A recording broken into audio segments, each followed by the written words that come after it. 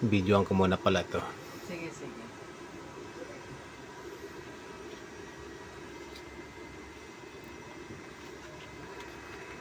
I-organize ko kasi ito. Kaya gusto kong makita yung before and after. So ito, kalimutan ko mag-video kanina ba pa man nagsimula magtanggal. Tinanggal ko na yung mga dingding dahil sa bulok na, inaanay na mabasa ng ulan. So ito na.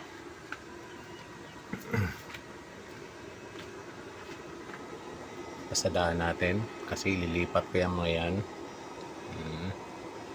Kung gaano yan ka disorganized, lilipat ko siya dito.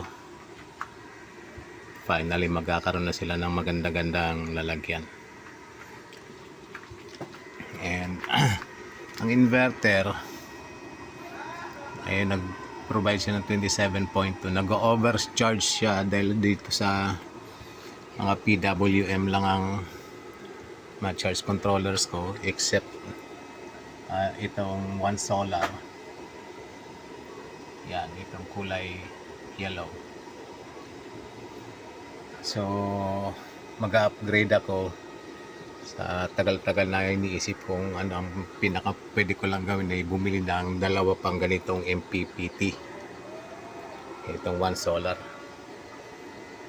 Kasi nag-overcharge siya, hindi pala talaga nagkocontrol ng PWM, sige lang ang bato ng charge. So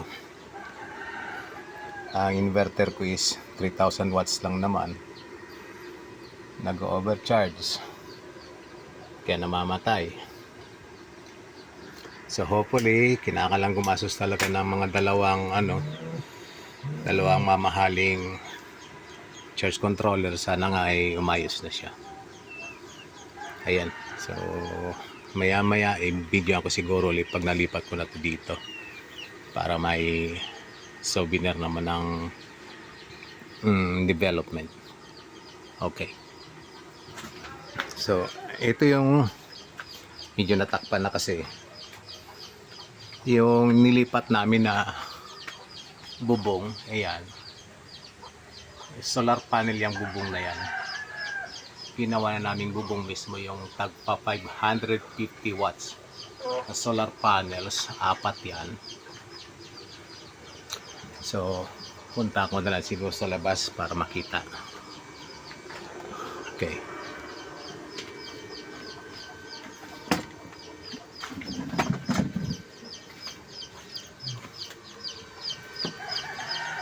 ayan, medyo dahil pang nakahambalang pero kuna ko lang ng video, no? So ayan, 4 yan, sinukat ko yan siya, pero pagdating doon sa dulo naka-slant yung isa kasi kapos yung sinukat pero kulang kasi hindi ko nakita yung tabingi yung mga reinforcement, mga poste, so bumangga. And ito yung sa kabila naman mga 400 watts each yun. Okay, so malaking pakinabang solar panel, ginawa ko na talagang bubong. Kulang pa yan siya sa reinforcement actually, pero matapos ko lang itong sa baba makakagawa na ako dun sa taas.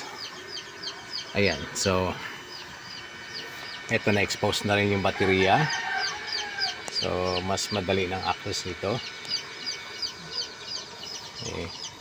Ito nasa labas naman mga luma, mga hindi ito magandang performance kaya nakahiwalay, at yung nasa ilalim talagang bumigay na.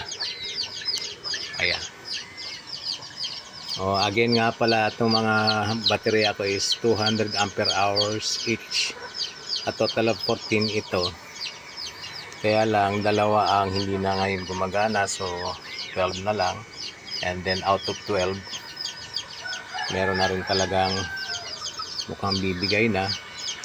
Anyway, tiyaga lang. Most of this naman binabili ko ng second hand. Ay binili kaming dalawang brand new, kaya lang yung pala mas matindang disappointment kasi 20,000 yun, pero wala. Naloko lang kami doon sa ano. So ayoko na talaga makipagsapalaran doon sa Raon. Dahil nasa bundok kasi kami kaya hindi na namin sinole. Magtiyaga na lang sa sama ng loob. So anyway, ganun talaga. So far, almost bawi na rin naman namin ang gastos sa solar in a sense.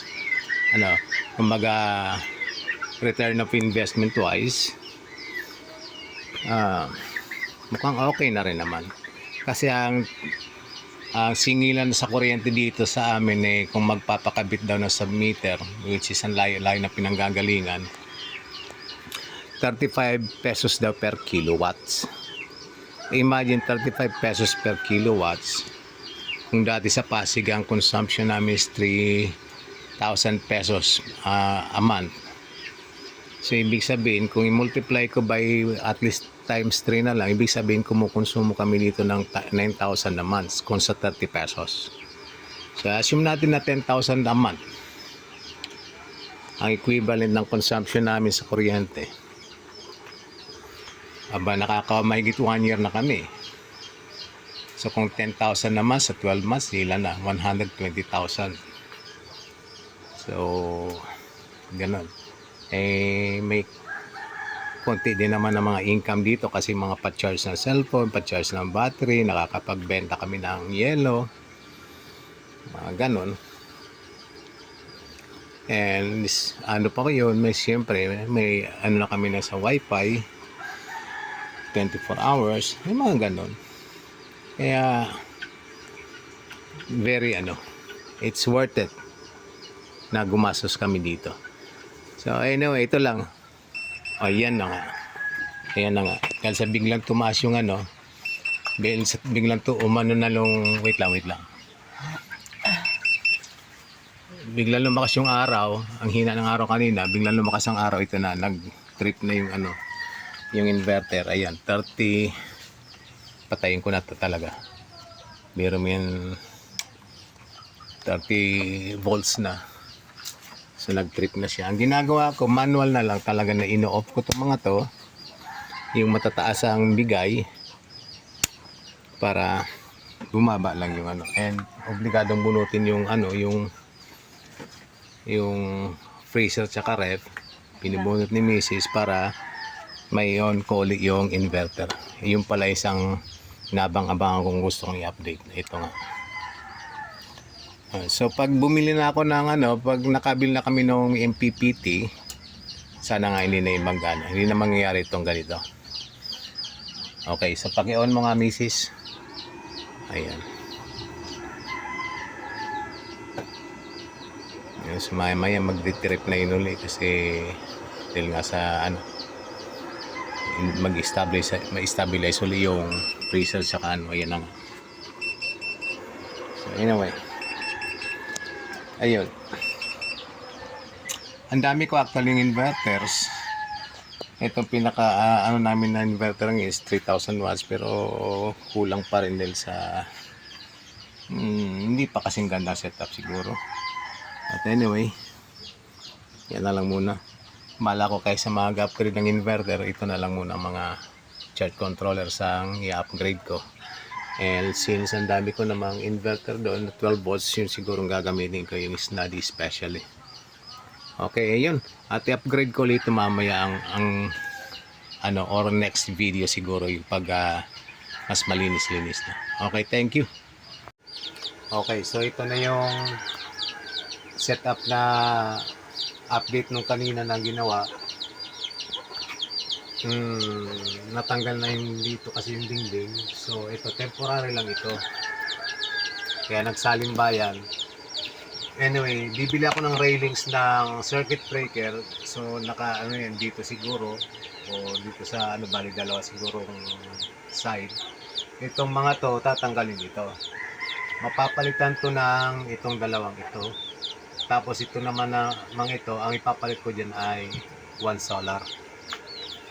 So hopefully hindi na magluloko yung inverter dahil sa kontrolado na talaga siya. Ito lang may performance na na pag floating night tumitigil siya, nagsisiro yung charge niya. Pero itong iba, kahit na ano na, kumbaga dapat sana floating na sige lang bigay ng ng charge niya. So magandang klase naman pero hindi kasing ganda nito.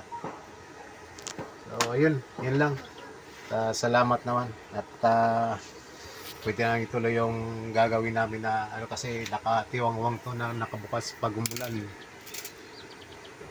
Na naman kami dito, bahay na naman kami, kaya kinakailangan gawin talaga yan. Okay.